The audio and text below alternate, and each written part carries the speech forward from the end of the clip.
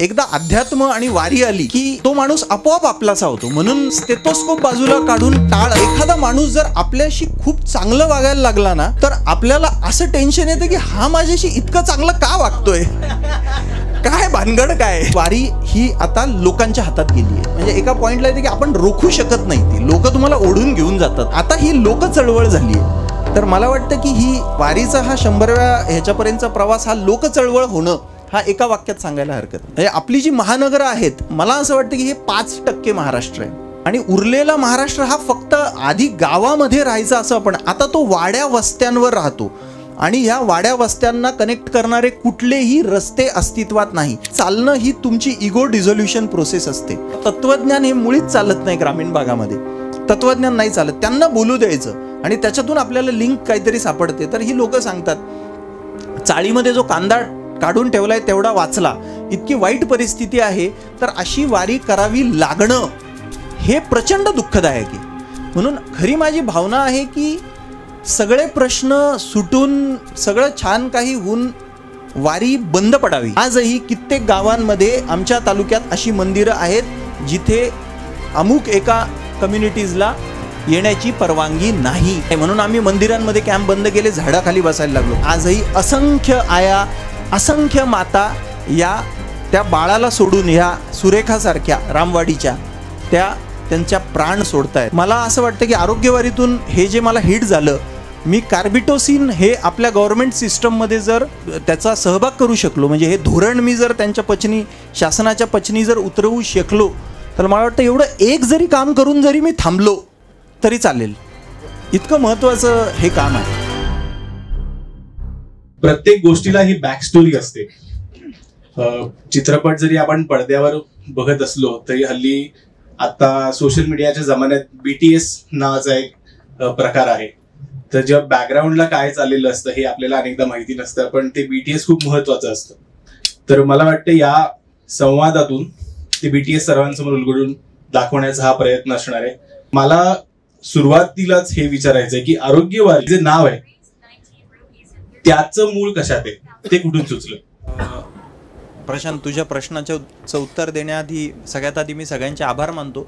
खरं तर वारीची 100 गावं झाल्यावर प्रशांत, मी, भैया, भाऊ माझा, तर आपण काम करतोय कुठेतरी इथून लांब 200, 300 किलोमीटर पार. पण सोशल मीडियावर सगळे लोक बघतात आणि सतत विचारत असतात की हे काय भानगड आहे, नेमकं करतोय काय तू. म्हणजे बरेच मित्र, प्रीतम आहे, बरेच वर्धमान, यांच्याशी चर्चा होते. किंवा एखाद्या पेशंटसाठी मी वर्धमानला बऱ्याचदा वारीतून फोन केलेले आहेत. म्हणजे तो गलका ऐकायला येतो, तर मग ते विचारतात की अरे काय तू हे करतोय, काय म्हणजे बरं चाललंय सगळं, तर हे काय, व्हॉट इज दिस. म्हणून हा सगळा घाट घातला. आणि हॉल घेताना माझं एक मत होतं की छोट्यातला छोटा हॉल घ्या असं. पण तरी आज इतक्या मोठ्या संख्येने तुम्ही सगळे आवर्जून इथे आलात, म्हणून सगळ्यात आधी मी तुमच्या प्रती एक कृतज्ञता व्यक्त करतो, आभार मानतो. तर आरोग्यवारीचं एक म्हणजे वैजापूरमध्ये गेली 10 वर्ष, 15-20 वर्ष काम करत असताना आमच्या भागामध्ये वारकरी संप्रदाय आणि सप्ते आणि ही परंपरा इतकी स्ट्रॉंग आहे की माझ्या तालुक्यात 226 गावं आहेत टोटल. मृणालजी, प्रत्येक गावामध्ये 2 सप्ते होतात. आणि आमच्याकडे पंढरपूरला ज्या वाऱ्या जातात, तर वैजापूरमधून जवळपास 100-125 वाऱ्या या पंढरपूरला जातात. तर मला आणि एक आहे की वैजापूरमध्ये समजा 2009-10 पासून म्हणजे जवळपास एक तप उलटलं असं आपण म्हणायला हरकत नाही.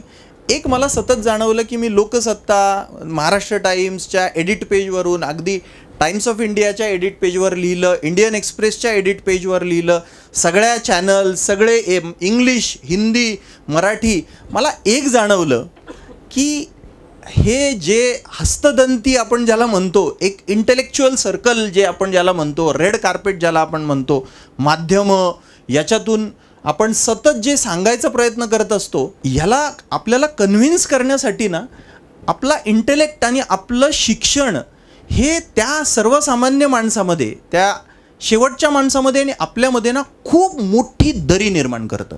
प्रचंड आपण वेगाने बाजूला फेकले जातो, लांब फेकले जातो त्यांच्यापासून. त्यांना काहीतरी सांगून त्यांनी आपलं ऐकावं. आपण जर त्यांना कन्व्हिन्स एखाद्या गोष्टीवर, एखाद्या माणसाला मला सांगायचं असेल की तू थायरॉईडची स्क्रीनिंग जन्म झाल्यावर थायरॉईडच्या स्क्रीनिंगला हार्डली 100-200 रुपये लागतात. पण मी जर हे थायरॉईड स्क्रीनिंग बोललो तर तो म्हणेल हा वेडा झालाय का माणूस, हा काय बोलतोय, असं कुठे असतं का. म्हणजे असे बरेच विनोदी प्रसंग पण घडलेत की रक्तासाठी आयनच्या गोळ्या आपण देतो इथल्या सगळ्या डॉक्टरांना, तर ती मला म्हातारीबाई म्हणते की अशा गोळ्या खाल्ल्याने कुठं रक्त वाढतं का. आता याला काय बोलणार आपण. तर मला हे जाणवलं की सगळ्यात आधी त्यांच्यातलं आणि त्यांच्यासोबत कनेक्ट आपल्याला इस्टॅब्लिश करावा लागेल. आणि तो कनेक्ट मी असं सांगितलं की एकदा अध्यात्म आणि वारी आली की तो माणूस आपोआप आपलासा होतो. म्हणून स्टेथोस्कोप बाजूला काढून टाळ, आणि एक काय माहिती आहे, जेव्हा आपण त्या वारीमध्ये टाळ वाजवताना किंवा माझे ते जुगलबंदी एक चालते, तुम्हाला काही लोकांना माहिती आहे की नाही माहीत नाही, जुगलबंदी चालते, त्याच्यामध्ये एकमेकांकडे बघून एक ताल धरावा लागतो. तर तो ताल धरताना एक त्यांच्या डोळ्यामध्ये बघून ना ती लय पकडावी लागते, आणि ती लय पकडताना एक कनेक्ट निर्माण होतो. आणि त्या कनेक्टमध्ये मग तुमचं शिक्षण सगळं गळून मग तो डॉक्टर अमोल अन्नदाते साहेबचा अमोल साहेब होतो, मग तो डॉक्टर अमोल होतो, आणि मग तो अमोल होतो. हा जो अमोलचा जो प्रवास मला करायचा होता त्याच्यासाठी, आणि एका जुगलबंदीमध्ये मला आठवतं की मला ते जुगलबंदी करता त्या टाळाच्या वायर, म्हणजे ती जी दोरी असते त्याच्या स्पेसमध्ये आपलं बोट असतं. तर ती जुगलबंदी इतकी जोरात झाली की माझं बोट चेमटून मला, म्हणजे अक्षरशः ते मांस त्याच्यातून बाहेर आलं. पण मला ते पेन त्या जुगलबंदीमध्ये कळलं पण नाही. घरी गेल्यानंतर हात धुताना मला कळलं अरे हे काय झालं. इतकी तल्लीनता, म्हणजे मला म्हणायचं की इतका कनेक्ट जो असतो ना, तो कनेक्टसाठी ही आरोग्यवारी होती. क्या बात आहे. वारी, आपण जेव्हा वारी हा शब्द आपल्या जेव्हा डोक्यात येतो तेव्हा आपल्याला आत्ताच आषाढी वारी झालेली आहे आणि असे हजारो लाखोंचा समुदाय आपल्या डोळ्यासमोर येतो आणि दरवर्षी त्याचं एक चित्र आपण बघत असतो. अनेक माणसं वारकरी त्यात सहभागी होत असतात.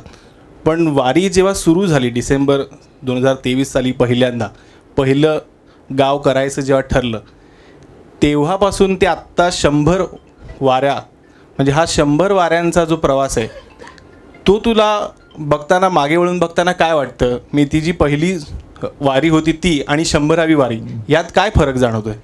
म्हणजे खरं सांगायचं तर पहिली वारी जी झाली तर तेव्हा मला, म्हणजे भैयानी पण मला विचारलं की सगळेच टेन्शनमध्ये होते, की तो म्हटला की किती लोक होते, कारण आपल्याला किती लोक होते. म्हणजे भैयाने किंवा भैया बऱ्याचदा रिपोर्टिंग घेतो की काय आज कंडिशन, किती लोक होते मागे बाबा. तर एक काय माहिती आहे, आणि काय झालं आहे तुम्हाला सांगतो एक, की आजकाल असं झालं आहे की त्यातल्या त्या डॉक्टर शिकलेला, आणि आमचं बॅकग्राऊंडही तसं चांगलं आहे, बरं आहे, वडील पिडियाट्रिशियन आहेत. म्हणजे माझ्या बाबतीत जाऊ द्या, पण तुम्हाला सगळ्यांना एखादा माणूस जर आपल्याशी खूप चांगलं वागायला लागला ना, तर आपल्याला असं टेन्शन येतं की हा माझ्याशी इतकं चांगलं का वागतोय, काय भानगड काय. हां, म्हणजे ते अब तक 56चा प्रसंग मला आठवतो की तो नाना पाटेकर त्या शेवटच्या प्रसंग येतो, तो त्या डॉनकडे जातो की मी तुझं ऐकेल, मला तुझ्या साईडला घे तू. तर तेव्हा तो त्याला म्हणतो की तुझ्या डोक्यात आता हे चाललं असेल की मी तुला कसं वापरू आता, हे बरोबर आहे ना, असं तो नाना पाटेकर म्हणतो. मला प्रसंग आठवला. तर ना, आणि ग्रामीण भागातली लोकं, म्हणजे आपल्याला शहरात आणि ग्रामीण असं काही नाही आहे बरं का. ढेपे सर एकदम ग्रामीण भागातून येऊन कॅम्पमध्ये प्रॅक्टिस करून आजही ग्रामीणच आहेत, म्हणून असं काही क्लासिफिकेशन खरं तर नसतं, बरोबर आहे की नाही सर. पण त्यांच्यामध्ये ना सॉलिड एक विस्डम असतं, ग्रामीण शहाणपण असतं, एक चमक असते. मुली तर इतक्या शार्प असतात ना, त्या मी बघतो लहान लहान मुली एकट्या येतात, त्या 5वी 6वी 4थी 3री, म्हणजे लहानात मला वाटतं सगळ्या टीमला सगळ्यात लहान मुलगा जो एकटा येऊन वारीमध्ये ट्रीटमेंट घेऊन खणखणीत स्वाभिमानाने घरी गेलेला 4-4.5 वर्षाचा मुलगा असेल. बघा, त्या 5 वर्षाच्या मुलाला हे कळतं की कोणीतरी डॉक्टर इथे आला आहे फ्री, ह्या सगळ्या गोष्टी. तर जेव्हा पहिली वारीसाठी मी गेलो तर लोकांना हा प्रश्न होता की का करतोय हे, काय भानगड आहे, कशासाठी हे सगळं. हॉस्पिटल आहे, सगळं आहे, इन्स्टिट्यूट आहे, स्टुडंट्स आहे, सगळं, पण मग काय, व्हॉट इज दिस, हा प्रश्न त्यांच्या मनात होता. आणि मला स्वतःला खरंच मी प्रचंड अँशियस पहिल्या 10-15 वाऱ्या की काय होतं, आपली प्रतिष्ठेची म्हणजे इतक्या आपण पीकवर जाऊन परत एकदा अशा उजाड झाडाखाली एखाद्या त्या बाजार हाटामध्ये एखादी जागा शोधायची, तिथे बसायचं, आणि कोण मागे येईल कोण नाही माहीत नाही, तर म्हणजे ती प्रतिष्ठेची कवचकुंडलं उतरवून परत त्यांच्यामध्ये जाऊन बसायला मी थोडासा अँशियस होता. पण मी ते शेवटी तोडून म्हणजे ते पाश तोडून मी ठरवलं की आपण, आणि असं ठरवलं की 25 वाऱ्या आपण करून बघू, जर रिस्पॉन्स मिळाला तर ठीक आहे, नाही मिळाला तर थांबवू, ठीक आहे, त्यात काय होणार, अजून काय होणार. तर पहिल्या वारीला मागे म्हणजे आमचा स्टाफ टीम ही सगळी असतेच, कॉलेजची मुलं. पण ते सोडून खरं सांगायचं तर त्याला आम्ही ग्रामीण भागात बळबळच म्हणतो, बळबळच. किंवा आता दुसरं काय असतं की गावातला कोणीतरी डॉक्टर आला आहे तर तो सरपंचाला बिचाऱ्याला ती शाल घेऊन यावंच लागतं, ते ताट घेऊन. मग ते कळतं की हा तो असा मारल्यासारखा बसतो की आता आले तर सत्कार करा, जा बाबा एकदाचे, कशाला आले तुम्ही. तर असं सुरुवातीचे 5-10 गावं झाले. पण नंतर असं सुरू झालं, म्हणजे 25व्या वारीपर्यंत लोक कन्व्हिन्स झाले की नाही, ह्या डॉक्टरांचा खरंच काही हेतू नाही आहे. आणि लोक मॉनिटर करतात, तुम्हाला प्रचंड मॉनिटर करतात की तुम्ही काय करताय, हॉस्पिटलला गेलेल्या पेशंटचं काय. मला पहिल्या 15-20-25 वाऱ्यांमध्ये, अर्थात आता इतकी वर्ष हॉस्पिटल वडील प्रॅक्टिस करतायत, तर त्यांच्याकडून झालेल्या काही हॉस्पिटलच्या नकारात्मक गोष्टी असतील, काही असतील, हेही मला मुद्दामून सांगायचे. काय डॉक्टर साहेब तुम्ही इथे आले काय, पण आम्ही आलो होतो तेव्हा तर आमच्याशी कोणी चांगलं बोललं नाही, आता परत या. माऊली हा शब्द खूप जादुई आहे म्हणून मी तो वापरतो, आणि खरंच जादुई आहे तो. तर माऊली हा शब्द आमचा, प्रत्येकाला आम्ही त्या शब्दाने वारीमध्ये ॲड्रेस करू, माऊली या ना परत, झाल्या असतील चुका, एवढं घरातलाच आहे तुमचा. तर हे सगळ्या गोष्टी हळूहळू सुरू झाल्यावर मग मात्र 25व्या वारीनंतर मग लोकांचे फोन यायला लागले की साहेब हे आमचे 5 सागज म्हणून आहेत, कनक सागज हे असे, तर साहेब ते 4 सागज तुम्ही केले राव आणि 1 सागज काहून सोडलं, म्हणजे काय झालं, काही राग आहे काय आमच्यावर, काही तसं काही नाही, असेल तर येतो बुवा आम्ही भेटायला. अहो नाही, ते त्या रूटवर होतं म्हणून आम्ही नंतर घेतलं. नाही ते आम्हाला काही माहीत नाही, ते पुढच्या आठवड्यात आम्ही ठेवली आहे वारी, तुम्हाला यावं लागतं, असं नाही चालत. सोशल मीडियावर याच्याबद्दल बऱ्याचदा विचारणं होत असतं की आमचं गाव कधी, आमच्या गावाला. प्रशांत म्हणजे सॉरी मी प्रशांत हा गेल्या 1-1.5 वर्ष तो समाज माध्यमांचा तज्ज्ञ आहे, आणि तो वारी सोशल मीडियावर बघून तो व्हॉलेंटरीली विदाऊट एनी चार्जेस तो वारीचं सोशल मीडियाचं काम करतोय. म्हणून प्रशांतसाठी पण एकदा प्लीज तुम्ही टाळ्या वाजवा. तर नंतर मला हे लक्षात आलं की 30-35व्या वारीनंतर की वारी ही आता लोकांच्या हातात गेली आहे. म्हणजे आता आपण म्हणजे एका पॉईंटला येते की आपण रोखू शकत नाही, ती लोक तुम्हाला ओढून घेऊन जातात. तर आता ही लोक चळवळ झाली आहे.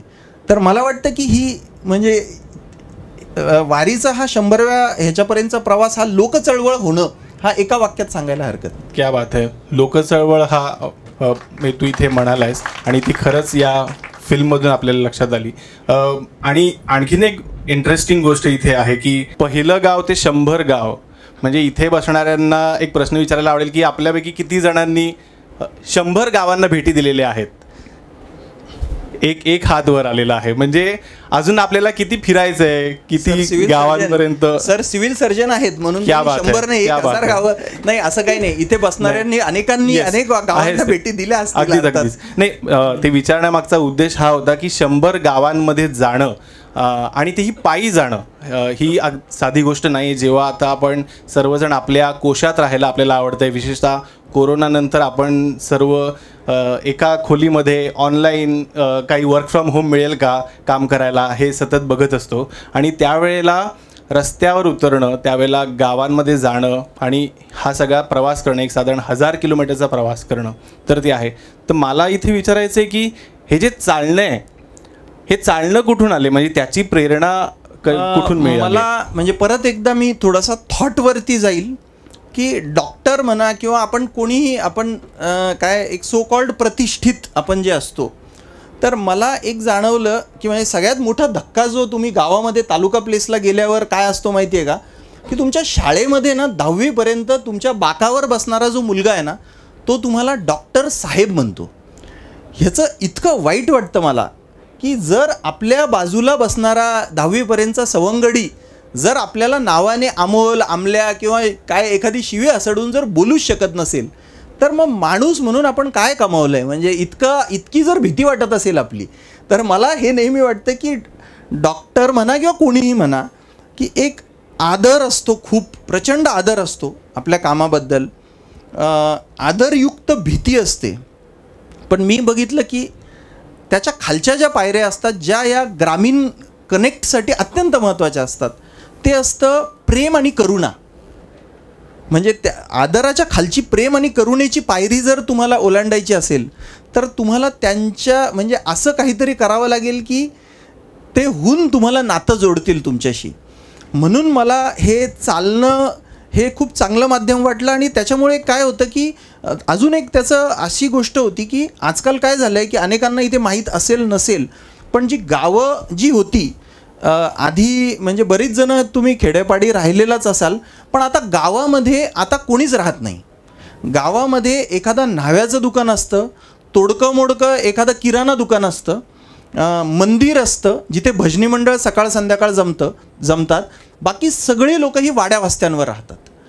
तर त्या वाड्या वस्त्यांवरून प्रत्येक घरासमोरून प्रत्येक पायरीसमोरून म्हणजे प्रत्येक पायरी शिवायची, त्यांच्या दारासमोर जायचं. आणि हे करत असताना आपल्याला कित्येक गोष्टी म्हणजे एक मला म्हणजे तरटेची वाडी आणि सफियाबाद वाडी या 2 वाड्या या अशा बाजूबाजूला आहे आणि मधून एक नदी जाते. पण त्या तरट्याच्या वाडीवरून सफियाबाद वाडीला जायला पूर्ण वळसा घालून पाऊण तास त्या गावाला असं फिरून जायला लागतो, जो डिस्टन्स हार्डली समोर दिसतं ते गाव. ह्या ज्या समस्या आहेत म्हणजे चिखलामध्ये तुमचे पाय म्हणजे तुमची पॅन्ट गुडघ्यापर्यंत खराब होते, तुमच्या पायाला म्हणजे किती बघा, जेव्हा साप चावण्यासाठी मी लोकांना म्हणायचो, म्हणजे मी किती मूर्ख होतो हे मला कळलं. मी लोकांना म्हणायचो अरे तुम्हाला साप चावतो, अरे मग तुम्ही गमबूट का नाही घालत. मला हे कळलं की अरे नुसतं त्या एका गावातून म्हणजे एका शेतातून दुसऱ्या चालायला तुमच्या शूजला एवढे मोठे चिखलाचे ते ढेकळं लागतात. आणि मी म्हणजे मला त्यांनी किती वेड्यात काढलं असेल की हा काय सांगतोय हा. हे जे म्हणजे चालणं तुम्हाला हे फर्स्ट हँड एक्सपिरियन्स. आणि असं मी तुम्हाला सांगतो की अशी कित्येक गोष्टी आहेत आज. आपली जी महानगरं आहेत, मला असं वाटतं की हे 5% महाराष्ट्र आहे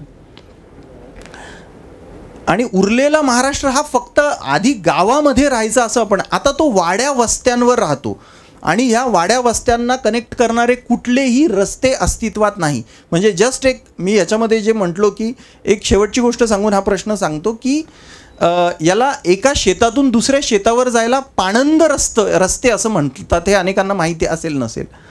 तर आमच्या गावामध्ये पाणंद रस्त्यांसाठी 600 कोटीचा निधी हा सँक्शन झाला आहे गेल्या 5-10 वर्षांमध्ये. दादा 1 किलोमीटरचाही पाणंद रस्ता झाला नाही, हे मला कळलं, हे मला त्याच्यातून कळलं.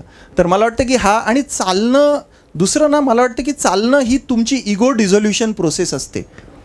तुम्ही स्वतः त्याच्यामध्ये हे होतं. आणि दुसरं आपलं चालण्याचं सगळ्यात मोठा आदर्श म्हणजे महात्मा गांधी 40 त्यांच्या आयुष्यातलं 40 वर्षामध्ये 80,000 किलोमीटर चालले. म्हणजे रोज ते त्यांच्या आयुष्याचं ॲव्हरेज जर काढलं तर 18 किलोमीटर ते रोज चालले. 80,000 किलोमीटर म्हणजे ते पृथ्वीला 2 वेळा प्रदक्षिणा मारून चालत आले असते. इतकं जर महात्मा गांधी चालू असतात, म्हणजे मला टेकचंद गेलाय की आहे मला माहीत नाही, टेकचंद मला नेहमी म्हणतो की अमोल आपण हे आदर्श फक्त वाचायचेच का, असं टेकचंद मला बराच वेळा म्हणतो. तर महात्मा गांधी जर दांडी यात्रेमध्ये 385 किलोमीटर ते चालले होते किती दिवसांमध्ये, मला वाटतं 1 वर्षामध्ये काहीतरी, व्हॉट एव्हर जो काही डेटा असेल, म्हणजे आकडे आहेत हे फक्त आपल्यासाठी. तर मग आपण किमान आपला तालुका तरी चालू शकत नाही का. आणि चालण्यानी जी लोकांवर म्हणजे मी बघितलं की चालण्यानी जी काही जादू त्यांच्यावर होते, म्हणजे एखाद्या शिकलेल्या माणसाला त्यांच्याशी जर एकरूप व्हायचं असेल तर त्यांनी फक्त त्यांच्यामध्ये जाऊन चालावं, एवढं मी आता या वारीनंतर फर्स्ट हँड 100% सांगू शकतो. क्या बात आहे. चालण्याबद्दल तू म्हणतोच आहेस, पण आणि आता 100 गावं पूर्ण झालेली आहेत आणि वेट लॉस पण झाला, म्हणजे वजनही कमी झालं, ते पण छान झालं, फुकट झालं शिवाय झालं. तर 100 गावं पूर्ण झालेली आहेत. वैजापूर पूर्ण तालुका पूर्ण करायचा तुझा संकल्प आहे. साधारण 250 गावं या वैजापूर तालुक्यामध्ये येतात. तर तुझ्या जो काही व्यस्त कार्यक्रम आहे, तुझे महाविद्यालय आहेत किंवा बाकी तुझी स्वतःची स्वतंत्र प्रॅक्टिस आहे आणि त्यातून वेळ काढून किंवा तू स्वतः वेळ देतोयस त्याला, हे कुठवर आणि कधीपर्यंत चालू ठेवणार आहेस? पण कारण की कुठल्या तरी गोष्टीला एक सुरुवात असते, एक मध्य असतो, एक शेवट येतो. तर ही ऑफकोर्स एक प्रेरणा मिळालेली आहे की त्यातून तुला दररोज काहीतरी नवीन मिळतं, एक ऊर्जा मिळते. पण ही आरोग्यवारी अशीच चालू राहणार आहे आणि किंवा त्याचं एक काहीतरी अंतिम ध्येय ठरलेलं आहे? नाही, परत एकदा म्हणजे मला वाटतं की आपण व्यस्त आहे किंवा मी व्यस्त आहे असं. सगळ्यात पहिले आपले जे काही व्यावहारिक उपक्रम माझे आहेत, इन्स्टिट्यूट्स आहे, कॉलेजेस आहेत, वॉटेवर, तर हे बरेचशी इथे टीचर्स किंवा आमचे प्रिन्सिपल्स आणि हे सगळे सांभाळत, मॅडम आहेत, बरीच जण आहेत, तर हे सगळे लोक सांभाळत असल्यामुळे माझ्यावर खरंच त्याचा फक्त ट्रबल शूटिंगचा भार असतो. आणि त्यात मला सांगायला आवडेल की आमच्या प्रिन्सिपल ज्या आहेत, म्हणजे त्या आहेत इथे जया खरात, आमच्या शाळेच्याच, म्हणजे माझ्या स्कूलच्याच मॅडमनी.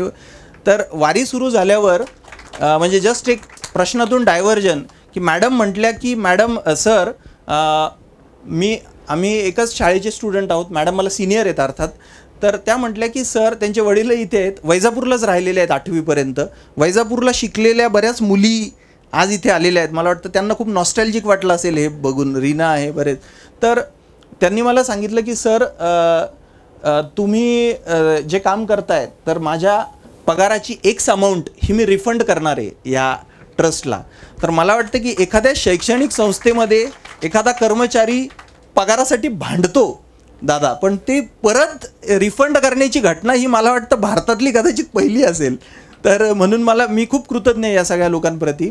तर वारीचं खरं मनापासून जर सांगायचं झालं तर मला तर असं वाटतं की म्हणजे मनातली एकदम आतली भावना जर सांगायची झाली, अशी वारी मला करावी वाटणं नाही, करावी लागणं.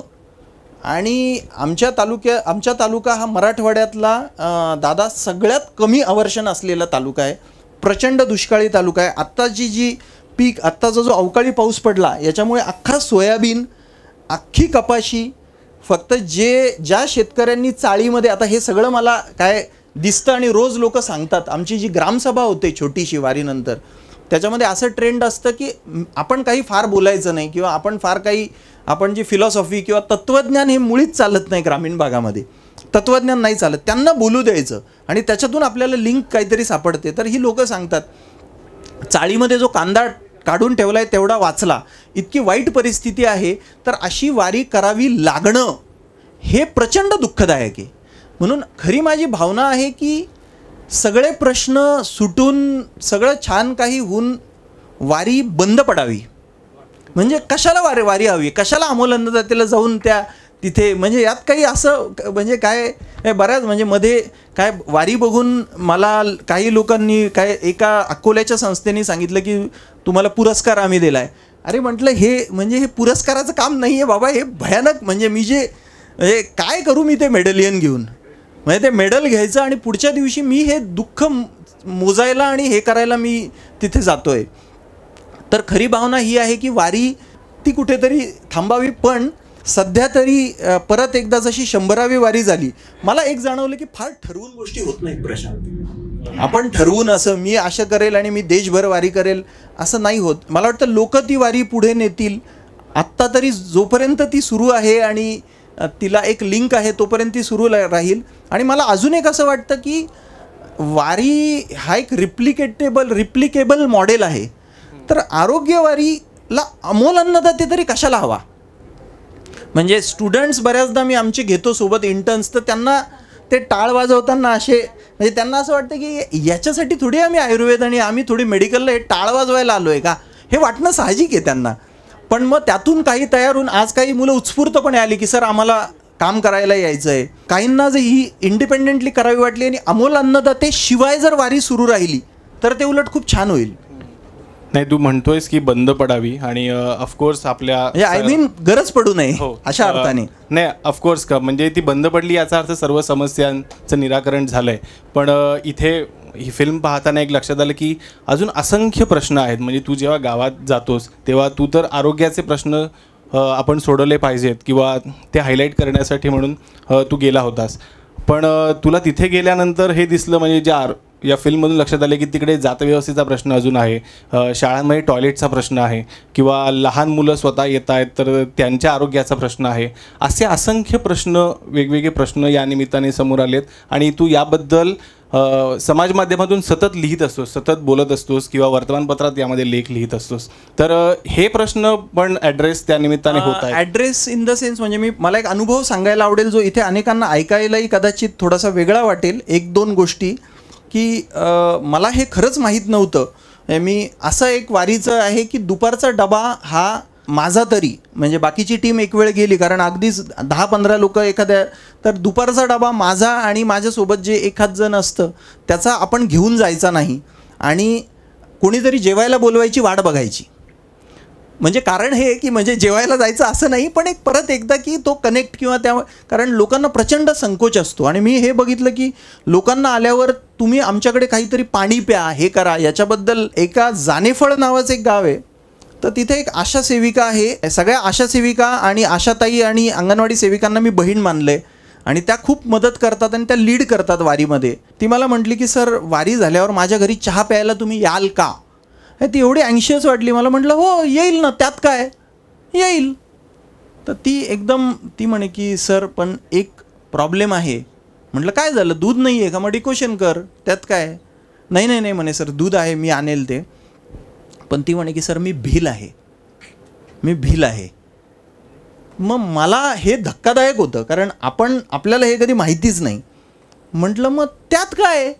मी जेव्हा त्यात काय म्हटलो ना तेव्हा तिचे डोळे भरून आले, अक्षरशः भरून आले. म्हणजे आणि ती इतकी घाबरलेली होती की ते भरलेल्या डोळ्यांना वाट करून देण्याची पण तिची हिंमत होत नव्हती.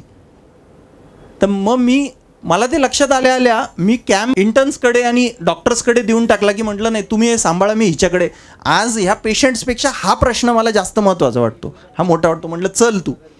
मी जेव्हा गेलो तेव्हा एक खुर्ची आणि तिच्या त्या पाड्यातली सगळी लोक, मुलं अशी पिक्चर बघायला आपण बसतो तशी सगळी अशी बसली होती खाली. तर मी म्हटलं अरे हे काय, मी काय म्हणजे हे काय राजा आणि प्रजा हे काय दरबार भरलाय का. तर मी खुर्ची बाजूला करून बाजूला बसलो तर एवढे घाबरले ते की बापरे हे काय. नाही बापरे असं नाही डॉक्टर साहेब. अरे म्हटलं एवढं काय त्यात, तुम्ही खाली बसले ना. मग म्हटलं सगळ्यांना खुर्च्या आणा. आणि मग ती पुष्पा आत गेली आणि ती जेव्हा चहा करून घेऊन आली आणि तिने मला चहा जेव्हा दिला ना तर ती शांतपणे ढसाढसा रडत होती. म्हणजे सतत तिच्या डोळ्यातून पाणी वाहत होतं. तर हे म्हणजे मला असं वाटतं की हे खूप भयानक आहे. म्हणजे आजही मला तू जे म्हटला की प्रश्न की सामाजिक न्याय विभागाची आमच्याकडे जी SC ST स्कॉलरशिप आम्ही पोरांना देतो तो सामाजिक न्याय नाही आहे. त्या आर्थिक ते पैसे देऊन स्कॉलरशिप देऊन हा सामाजिक न्याय नाही होणार. त्या अस्पृश्यतेचं उदाहरण आम्ही मंदिरांमध्ये कॅम्प बंद केले. मंदिरांमध्ये आजही कित्येक गावांमध्ये आमच्या तालुक्यात अशी मंदिरं आहेत जिथे अमुक एका कम्युनिटीजला येण्याची परवानगी नाही. म्हणून आम्ही मंदिरांमध्ये कॅम्प बंद केले, झाडाखाली बसायला लागलो. झाडाखाली बसल्यावर काय होतं 12-12:30 नंतर तो टेबल हळूहळू सावलीमध्ये घ्यायला लागतो. मग अर्धा तास झाला की उठा इकडे टेबल घ्या, उठा इकडे टेबल घ्या, असं म्हणून आम्ही मंदिर किंवा असं काहीतरी बघायचो. तर हे तर प्रश्न आहेतच. आणि तो धोरणात्मक पातळीवरचे ज्या अनेक गोष्टी मला ज्या दिसल्या तर तो एक प्रसंग मला तेच विचारायचं आहे की तू जेव्हा म्हणतोयस की हे सगळे प्रश्न आहेत आणि सामाजिक विषमता अजूनही आहे, सरकारी पातळीवर त्याला अजून ॲड्रेस केलं जात नाही आहे.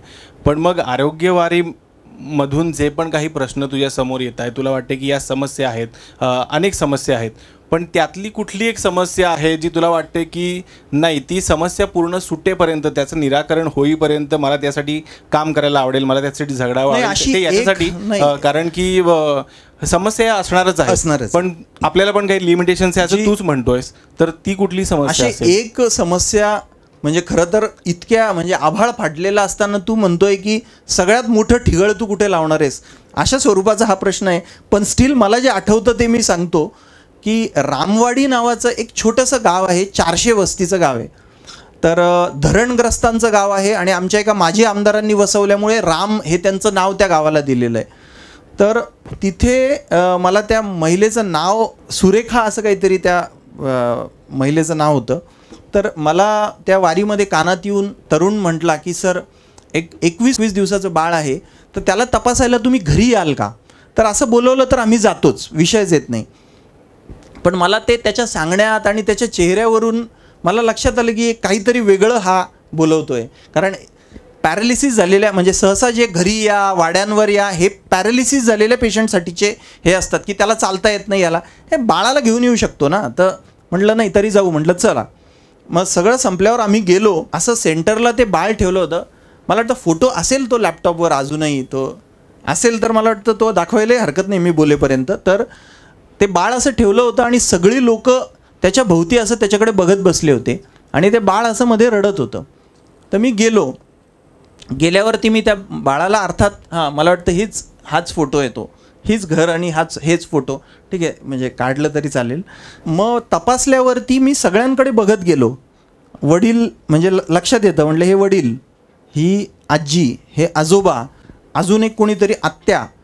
प्रत्येक अल्टरनेट घरामध्ये, ग्रामीण भागातल्या प्रत्येक अल्टरनेट घरामध्ये, एक आड घरामध्ये एक सोडून दिलेली आत्या आहे. सोडून दिलेली आत्या आहे प्रत्येक अल्टरनेट घरामध्ये. हे मी तुम्हाला सांगतो, खूप वाईट आहे ते. आणि म्हणजे ते तर काय, तर मग मला लक्षात आलं की आई मिसिंग आहे.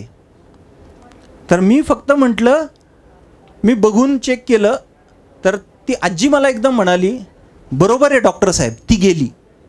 म्हणजे माझा प्रश्न म्हणजे त्या सायलेन्समध्ये सगळे आम्ही, तो इतका सायलेन्स होता की ते सायलेन्समध्ये आम्ही सगळे एकमेकांशी बोलत होतो. इतका भयानक सायलेन्स होता तो. म्हणजे मला वाटतं की स्मशान शांतता काय असते ती फक्त स्मशानात नसते, ती अशा घरामध्ये पण असते आणि तिथले व्हायब्रेशन्स तुम्हाला कळतात गेल्या. तर मी म्हटलं अरे कसं काय साहेब, काय तो रक्तस्राव झाला तिला घाटीला. आम्ही गेलो गव्हर्मेंट मेडिकल कॉलेज आणि ती गेली. इथे मेंदळे मॅडम पण आहेत, गायनेकोलॉजिस्ट, सिनियर मोस्ट, अनेक वर्ष ज्या हेड ऑफ डिपार्टमेंट, खूप मोठ्या फिगर आहेत. संगमनेरकर मॅडम आहेत, गायनेकोलॉजिस्ट, भाऊ आहे माझा. तर आजही म्हणजे मॅडमला पण, म्हणजे मॅडमशी चर्चा पण झाली या बाबतीत. आजही महाराष्ट्रात 79 वर्ष आपल्याला स्वातंत्र्याला झाले, पण गव्हर्मेंट सेटअप्समध्ये आईचा रक्तस्राव झाल्यावर ते थांबवण्यासाठी जे कार्बिटोसिन नावाचं हिट स्टेबल औषध असतं, त्याची किंमत काय असेल मॅडम? किती? 50-100 रुपयाचं, 100 रुपयाची एक व्हायल, ती आपल्या गव्हर्मेंट सेटअप्समध्ये आजही उपलब्ध नाही. आणि त्याच्यामुळे आजही असंख्य आया, असंख्य माता या त्या बाळाला सोडून, ह्या सुरेखासारख्या रामवाडीच्या, त्यांच्या प्राण सोडतायत. मला असं वाटतं की आरोग्यवारीतून हे जे मला हिट झालं, मी कार्बिटोसिन हे आपल्या गव्हर्मेंट सिस्टममध्ये जर त्याचा सहभाग करू शकलो, म्हणजे हे धोरण मी जर त्यांच्या पचनी, शासनाच्या पचनी जर उतरवू शकलो, तर मला वाटतं एवढं एक जरी काम करून जरी मी थांबलो तरी चालेल. इतकं महत्त्वाचं हे काम आहे. नक्कीच. शेवटचे 1-2 प्रश्न विचारायचे. तर या आरोग्यवारी उपक्रमामध्ये शेवटी जो उल्लेख आला किंवा सहस्रबुद्धे सरांच्या बोलण्यातून जो उल्लेख आला की ध्यास ट्रस्टची तू स्थापना केलेली आहेस आणि त्या ध्यास ट्रस्टच्या अंतर्गत आत्ता बऱ्याचशा गोष्टी करण्याचा एक संकल्प तुम्ही सोडलेला आहे. तर त्याबद्दल थोडंसं जाणून घ्यायला आवडेल की नेमका हा ट्रस्ट काय आहे आणि त्यातून कुठली कामं होणार आहेत. थोडक्यात फक्त ह्या ट्रस्ट किंवा ह्या माझ्या डोक्यात हे मी सांगितल्याप्रमाणे वारी करत जाऊ असं होतं. पण एक 30-32व्या वारीला कविटखेडा नावाचं गाव आहे वैजापूरमध्ये, छोटंसं, एक 1000-1200 लोकसंख्या असेल, 1000च्या आसपास असेल. एक म्हातारीनी तपासणी झाली, औषधं दिले, गोळ्या दिल्या आणि ती गेली. आणि त्या काष्टा पातळ घालणाऱ्या बायका तुम्ही सगळ्यांनी बघितल्या असतील. तर इथे असं त्यांच्या साडीचा गुंडाळा केलेला असतो गोल, आणि त्याच्यामध्ये ते अशा पैसे बरोबर ठेवतात, म्हणजे त्यांची ती पैसे ठेवण्याची जागा असते. तर ती अशी जवळ आली आणि तिने त्या स्टाईलमध्ये अशी पटकन ती एक 100ची नोट काढली आणि माझा हात पकडून माझ्या हातात दिली आणि मला सांगितलं की भाऊ चांगलं काम करतोयस, हे राहू दे. तर मला वाटतं की दॅट 100 रुपीज म्हणजे मी काही जपून बिपून नाही ठेवू शकलो, पण मला ते 100 रुपीजची एक म्हटलं अरे बापरे हे काहीतरी भयानक आहे. 100 रुपये एखादी अनोळखी बाई जी अत्यंत गरीब कष्टकरी बाई जर तुम्हाला देत असेल तर इट इज अ इंडिकेशन. म्हणजे मला वाटतं कधी कधी आपल्याला ते दैव एक इंडिकेशन देत असतं. तिने का द्यावं मला तर मला नाव पण मी घेतलं नाही तिचं. म्हणजे मला वाटतं ध्यासची पहिली रिसीट तिला नेऊन द्यायला पाहिजे होती शोधून, माहीत नाही मला ती कोण आहे आता. तर तिथून मला कळलं की हे एक अकाउंटेबल फॉर्ममध्ये हे काम यायला हवं आणि म्हणून ध्यासची स्थापना करण्याचं मी ठरवलं. आणि दुसरं काय व्हायला लागलं प्रशांत की सोशल मीडियाच्या माध्यमातून अनेक जण वेगवेगळ्या स्वरूपामध्ये विचारायला लागले की अमोल आम्ही काय करावं. म्हणजे यात अनेक प्रकारचे, कोणी डॉक्टर फ्री सर्जरीसाठी येणं असू दे किंवा आता तू असू, म्हणजे एक छोटंसं उदाहरण सांगून मी पुढे हे करतो की माझ्या सेकंड MBBSला मी पुंडलिक नावाचा एक मुलगा आहे शिवूरचा, माझ्याच गावचा. तो माझ्या रूमवर राहून त्याची हार्टची सर्जरी तो 10-12 वर्षाचा असताना करून घेतली. पुंडलिक शिवाजी जाधव त्याचं नाव आणि त्याच्या वडिलांचं शिवाजी फकीरराव जाधव. तर ती शिवूरची वारी झाल्यावर तो प्रत्येक वारीला तो यायला लागला. तर मी दुसऱ्या वारीला आल्यावर म्हटलं अरे काय काम आहे तुझं, हे तू कशाला आला आता. तर तो मला म्हटला की सर, आणि तो ते येऊन त्या वारीमध्ये लोकांना बऱ्याचदा ते गर्दी झाल्यावर लोक एकमेकांच्या अंगावर पडतात, अक्षरशः भांडणं होतात इतके, म्हणजे तिथे थोडा कंट्रोल, तर तो त्यांना कंट्रोल करण्याचं, क्राऊड कंट्रोल करण्याचं काम करतो. तर तो म्हटला की सर माझा जीव तुमच्यामुळे वाचला आहे, माझं सगळं काही छान आहे, आज शेती आहे सगळं आहे, तर मी वारीमध्ये ह्या लोकांना कंट्रोल करण्याचं काम मी करणार. तर असे जेव्हा लोक जोडले जायला लागले तर मला वाटतं की याला एक फॉर्मची गरज आहे. आणि काही नाही, म्हणजे तुझ्या प्रश्नाचं उत्तर हेच आहे की ध्यासमध्ये अशा लोकांना जोडून घ्यायचं आहे की मला वाटतं की ती कविता जी आहे की ज्यांची बाग फुलून आली त्यांनी 2 फुले द्यावी, ज्यांचे सूर जुळून आले त्यांनी 2 गाणी द्यावी, सूर्यकुलाशी ज्यांचे नाते त्यांनी थोडा उजेड द्यावा, आभाळा एवढी ज्यांची उंची, ज्यांच्या अंगणात आभाळ, म्हणजे मला पूर्ण पाठ नाही आहे, ज्यांच्या अंगणात आभाळ झुकले त्यांनी ओंजळभर पाणी द्यावे, आभाळा एवढी ज्यांची उंची त्यांनी थोडी खाली यावे, मातीत ज्यांचे जन्म मळले त्यांना थोडे उचलून घ्यावे. बस याच्या पलीकडे खरंच काही नाही.